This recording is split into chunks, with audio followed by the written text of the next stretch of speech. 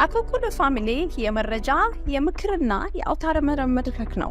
ለእናንተ ጠቃሚ የሆኑ መረጃዎችን በጤና፣ በትምህርት፣ በንግድና በተለያዩ የማህበራዊ ጉዳዮች ይዘላችሁ ይቀርባል። ገና የፀሐይ ብርሃን ፍንትው አላለም። የኤፍቢአይ መኪናዎች እየተንደረደሩ መጥተው ያንን ቤት ከበቡት።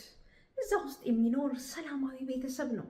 አንድ ወጣት ገና ኮሌጅ ከመግባት የመጀመሪያ ደረጃ የሆነው ይኖራል እዚህ ቤት ውስጥ። በፍቅር ያደገ ልጅ ነው። ቤተሰቡ ውስጥ ትኩረት ተሰጥቶት በእንክብካቤ በወላጆቹ ቅርብ ክትትል ያደገ ነው። ታዲያ የኤፍቢአይ መኪናዎች በጠዋት ተነስተው ጎህ ሳይቀድ ቤቱን መክበባቸው ምንድን ነው? ልጁ በወንጀል ይጠረጠራል። የሚጠረጠረው ደግሞ በሳይበር ክራይም ነው።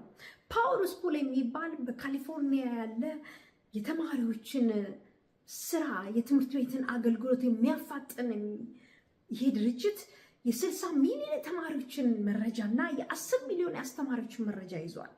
ታዲያ ይሄ ተማሪ ይሄንን መረጃ የሚሰጥ የሚያቀላጥፍ የትምህርት ቤት አገልግሎትን የሚረዳ ይህንን ዌብሳይት ይገባና ይሰብራል። ከሰበረ በኋላ እስር ያደርግና የካሳ ገንዘብ ይጠይቃል። ከ3.1 ሚሊዮን በላይ የሚጠበቅ ወይም የሚገመት ካሳን የጠየቀው። ያንን ከተቀበለ በኋላ ግን መረጃውን ይሰርቅና ያንን ፕላትፎርም ወይም ደግሞ ዌብሳይት ይከፍተዋል። ይህንን የሚከታተሉ የወንጀሉ ምርምር ቡድን አባላት አንድ ነገር አጠኑ። ይሄ ወጣት በዩኒቨርሲቲ ከገባ የመጀመሪያ ዓመት ደረጃ ነው ያለው። ይህንን የመጀመሪያ ዓመቱን ሲማር በካምፓስ ውስጥ ከማንም ሰው ጋር በቅርበት አይከታተልም። ብዙ ጊዜ ኮምፒውተር ጋር መቀመጥና ኪቦርድ ላይ ሆኖ ስራዎችን መስራት ይወዳል። በጣም ፈጣንና ንቁ አእምሮ፣ ብሩህ አእምሮ ነው ያለው። ኮምፒውተር ፕሮግራመር ይሉታል በዙሪያው ያሉ ጓደኞቹ። ከዛ በተረፈ ግን በወንጀል አይጠረጥሩትም። ይህ ወጣት ግን ኤፍቢአይ እንዳለው እሱ ከአብሮ አባሪው ጋር ከሚሆን በጨለማው ዓለም በሳይበር ጨለማው ዓለም ውስጥ የሚሰራ ከአንድ ወንጀለኛ ጋር አብሮ ተባብሮ ነው ይሄንን ፓወር ስኩል የሰበረው። ከሰበረ በኋላ ግን ያወጣው የተማሪዎቹ መረጃ ለብዙ አደጋ ተጋልጧል። ይሄ ትልቅ ክራይም ነው፣ ይሄ ትልቅ ወንጀል ነው ይላል ኤፍቢአይ። ይሄንንም ልጅ ደግሞ ልክ እንደ አዲስ እንደ ጀማሪ አናየውም። በውስብስብ ወንጀሎች ውስጥ የተሳተፈ ነው። ታሪኩ ሲጠና ወደኋላ ሄደው ሲያዩት የውጭ ሀገር የመረጃ ጣቢያዎችን በተለይ ደግሞ የብዙሃን መገናኛን እንዲሁም ደግሞ የወታደር ጣቢያዎችንና ዌብሳይቶችን በመስበር ይታወቃል። በአሜሪካ ያሉ አናሳ የንግድ ድርጅቶችን ስሞል ቢዝነስን ሴኪሪቲ በመስበር ይታወቃል። ሰብሮ ብቻ ዝም አይልም፣ ገንዘብ ይጠይቃል። በዛ ገንዘብ ደግሞ የተንደላቀቀ ህይወት መኖር ይፈልጋል። ምንድነው ለዚህ ያነሳሳው? የገንዘብ ጥማት፣ ስግብግብነት እንዲሁም ደግሞ ትምህርት ቤት ገብቶ ብዙ ዓመት ለፍቶ እውቀት ከማግኘት ይልቅ በዛ ደግሞ በደሞዙ ከመተዳደር ይልቅ በአጭር መንገድ በአቋራጭ መንገድ ገንዘብ ማግኘትና ደልቀቅ ያለ ኑሮ መኖር፣ በየጊዜው የሬስቶራንት ምግብ በማዘዝ በመብላት እንዲሁም ደግሞ እንዲሁ በቃ የተሞላቀቀ የተደላቀቀ አፓርትመንት በመከራየት ገንዘቡን ውድም አድርጎታል። መንግስት መልስ ሲለው $160,000 ብቻ ነው የመለሰው። ታዲያ ይሄ ልጅ እንዴት በቤተሰብ ክትትል አድጎ እንዴት በቅርበት ባሉ ዘመዶቹ ፍቅር አድጎ ይህንን ወንጀል ሊሰራ ይችላል? እነዚህ ወጣቶች የሚገጥሟቸው ሰዎች እጅ ላይ ሲወድቁ የሚሰሩትን የሚያስቡትን አያውቁ። ወንጀል መሆኑን እያወቁ በድፍረት በግፊት ይገቡበታል። የሚያገኙት ገንዘብ በተከታታይ ሲመጣ ይጥማቸዋል።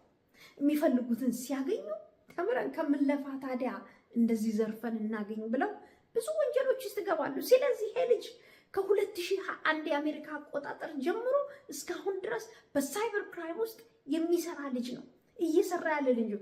አሁን ልዩነቱ ታዲያ ምንድን ነው?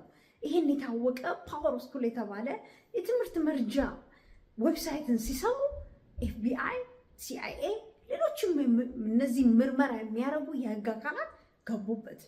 ባህሪው ሲያጠኑት በማህበራዊ ህይወት ውስጥ የለም። በሳይበር ክራይም ግን በሳይበር ማለት ደግሞ በኮምፒውተር ዓለም ውስጥ ግን እሱ በጣም አክቲቭ ነው።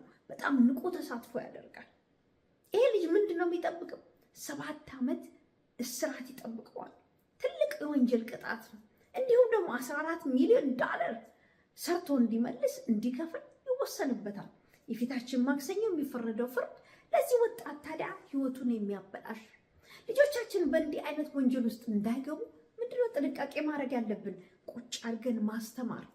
ወንጀል በአካል ቢሰራ ወይም ደግሞ በኮምፒውተር ዓለም ውስጥ ወይም ሳይበር ክራይም ቢሰራ ወንጀል ነው። ቅጣቱ የከፋ ነው። ልጆቻችን በእንደዚህ አይነት ወንጀል ውስጥ እንዳይሳተፉ በተለይ ደግሞ የማያውቋቸው ሰዎች በጌም በመዝናኛ አድርገው ቀርበው እምነታቸውን ካገኙ በኋላ ወንጀል እንደሚያሰሯቸውና እንደሚገፋፏቸው ማስተማር አለብን። ይሄ ወጣት የታወቀ በካምፓስ ውስጥ የታወቀ ጌም ተጫዋችና አሸናፊ ነው። ግን ድምፁ ልስልስ ያለ፣ ፀጉሩ እንደማንኛውም ወጣት ጨብረር ብሎ የሚሄድ ለሱ ደግሞ እንደማንኛውም ተማሪ የሚለብስ ነው። ከዚህ ውጭ የሚለየው የለም። ግን የሚለየው በወንጀል መሳተፉ ነው። ማንንም ደግሞ አላማከረም። ጓደኞቹ እንኳን የቅርብ ጓደኞቹ አያውቁ። ስለዚህ ልጆቻችን በኤፍቢአይ፣ በሲአይኤ፣ በሌሎችም የህግ አካላት በሚፈለጉበት ወቅት መደነቅ የለብንም።